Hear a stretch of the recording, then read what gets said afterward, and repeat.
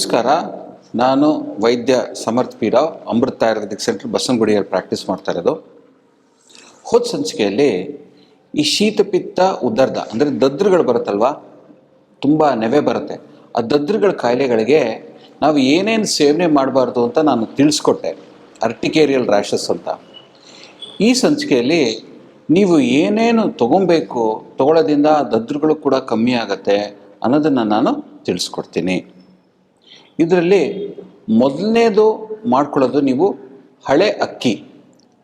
ಈ ಹಳೆ ಅಕ್ಕಿ ನೀವು ಸೇವನೆ ಮಾಡೋದ್ರಿಂದ ಈ ಅಕ್ಕಿ ತಿನ್ನೋ ಆಪ್ಷನ್ಗಳಲ್ಲಿ ಈ ಹಳೇದು 1 ವರ್ಷ ಹಳೆ ಅಕ್ಕಿ ಸೇವನೆ ಮಾಡೋದು ಕೂಡ ಸ್ಟಾರ್ಚಿ ಕಂಟೆಂಟ್ ಕಮ್ಮಿ ಇರುತ್ತೆ ಇದರಲ್ಲಿ. ಇದು ಕೂಡ ನಿಮ್ಮ ದದ್ರುಗಳು ಕಮ್ಮಿ ಮಾಡೋದಕ್ಕೆ ತುಂಬ ಸಹಾಯ ಮಾಡುತ್ತೆ.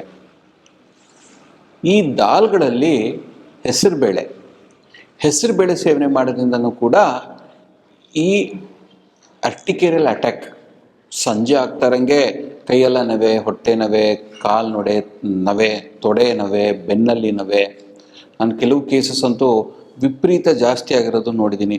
ಅವು ಕೂಡ ಆಯುರ್ವೇದದಲ್ಲಿ ಈ ಪಥ್ಯ ಅಪಥ್ಯ ಫಾಲೋ ಮಾಡಿಕೊಂಡು ನಾನು ಕೂಡ ಔಷಧಿಗಳಿಂದ ಕಂಪ್ಲೀಟಾಗಿ ಕಮ್ಮಿ ಮಾಡಿ ಆ ಇಂಗ್ಲೀಷ್ ಮೆಡಿಸಿನ್ಸ್ ಡಿಪೆಂಡೆನ್ಸಿ ಕೂಡ ಕಂಪ್ಲೀಟಾಗಿ ವಿಡ್ರಾ ಮಾಡಿಸಿದ್ದೀನಿ.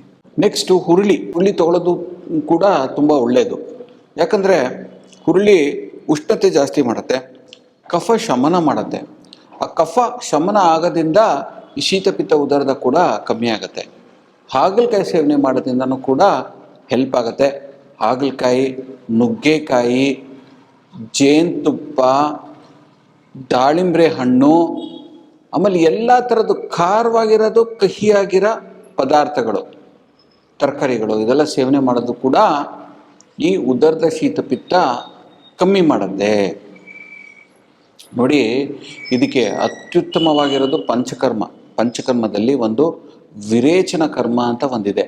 ಆ ವಿರೇಚನ ಕರ್ಮದಲ್ಲಿ ನಾವು ತುಪ್ಪ, ಆ ಪರ್ಟಿಕ್ಯುಲರ್ ಚರ್ಮ ಕಾಯಿಲೆ ಕಮ್ಮಿ ಆಗೋದಕ್ಕೆ ಪರ್ಟಿಕ್ಯುಲರ್ ತುಪ್ಪಗಳನ್ನ, ಮೆಡಿಕೇಟೆಡ್ ತುಪ್ಪಗಳನ್ನ ಉಪಯೋಗಿಸಿ ಅದರಲ್ಲಿ ಸ್ನೇಹಪಾನ ಅಂತ ಕರಿತೀವಿ ನಾವು.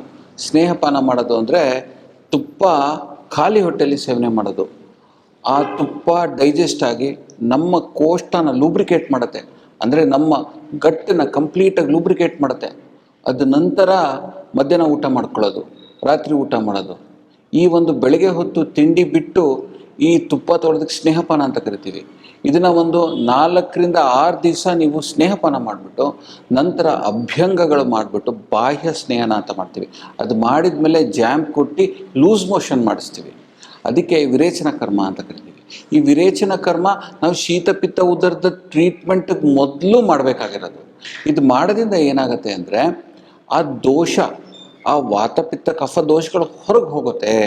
ಪರ್ಟಿಕ್ಯುಲರ್ ಆಗಿ ಪಿತ್ತ ಕಫ ದೋಷಗಳು ಈಚೆ ಹೋಗುತ್ತೆ. ಅದ ನಂತರ ನೀವು ಪಿತ್ತಶಾಮಕಗಳು, ಕಫಶಾಮಕಗಳು ಔಷಧಿ ಕೊಟ್ಟಾಗ ಆ ಕಫ ಕಮ್ಮಿ ಆಗ್ತಾ ಇರಂಗೆ ಕ್ವಿಕ್ಕಾಗಿ ನಿಮ್ಮ ದದ್ರುಗಳು ಬರೋದು ಹೊಟ್ಟೋಗುತ್ತೆ. ಸೊ ಈ ಸಂಚಿಕೆಯಲ್ಲಿ ನಾನು ತಿರ್ಗಾ ಎಲ್ಲ ಹೇಳ್ತೀನಿ. ಹಳೆ ಅಕ್ಕಿ, ಯಾಕಂದರೆ ಹಳೆ ಅಕ್ಕಿಯಲ್ಲಿ ಸ್ಟಾರ್ಚ್ ಕಮ್ಮಿ ಇರುತ್ತೆ. ಹೆಸರುಬೇಳೆ ಸಾರು, ಹೆಸರುಬೇಳೆ ಸೂಪು, ಯಾಕಂದರೆ 3 ದೋಷಗಳನ್ನು ಕಮ್ಮಿ ಮಾಡುತ್ತೆ. ಕೆಲವು ಸಲ ಏನು ಕಾಯಿಲೆ ಬಂದ್ರೂ ಹೆಸರುಬೇಳೆ ಕೊಡಿ ಅಂತ ಹೇಳ್ತಾರೆ. ಹೆಸರುಬೇಳೆ ಈಸಿಯಾಗಿ ಡೈಜೆಸ್ಟ್ ಆಗುತ್ತೆ, ಸ್ಟ್ರೆಂತ್ ಕೊಡುತ್ತೆ, ಸ್ವಲ್ಪ ಶೀತವೀರ್ಯ, 3 ದೋಷಗಳು ಕಮ್ಮಿ ಮಾಡುತ್ತೆ, ಜಠರಾಗ್ನಿನೂ ಕೂಡ ಇಂಪ್ರೂವ್ ಮಾಡುತ್ತೆ.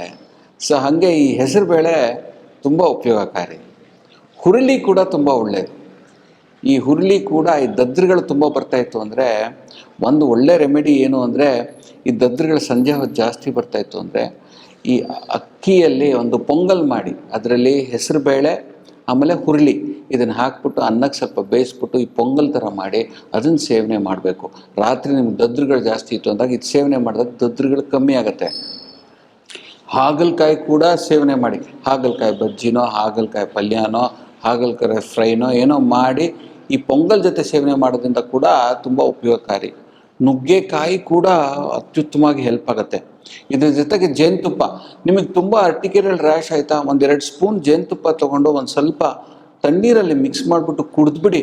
ಅದು ಕೂಡ ಅರ್ಟಿಕೇರಿಯಲ್ ರ್ಯಾಶು, ಅಲರ್ಜಿಕ್ ರಿಯಾಕ್ಷನ್ ಪಟ್ ಅಂತ ಕಮ್ಮಿ ಮಾಡುತ್ತೆ. ಯಾಕಂದರೆ ನ್ಯಾಚುರಲ್ ಆಗಿ ಆ್ಯಂಟಿ ಹಿಸ್ಟಮಿನ್ ಪ್ರೊಡಕ್ಷನ್ ಆಗುತ್ತೆ. ಇದಕ್ಕೆ ದಾಳಿಂಬ್ರೆ ಜ್ಯೂಸು ಕೂಡ ಕುಡಿಬೋದು. ಮತ್ತು ಕಹಿಯಾಗಿರೋ ಖಾರವಾಗಿರೋ ಪದಾರ್ಥಗಳು. ಮುಂದಿನ ಸಂಚಿಕೆಯಲ್ಲಿ ಮತ್ತೊಂದು ಕಾಯಿಲೆ ಮಾತಾಡೋಣ. ಅಲ್ಲಿವರೆಗೂ ನಮಸ್ಕಾರ.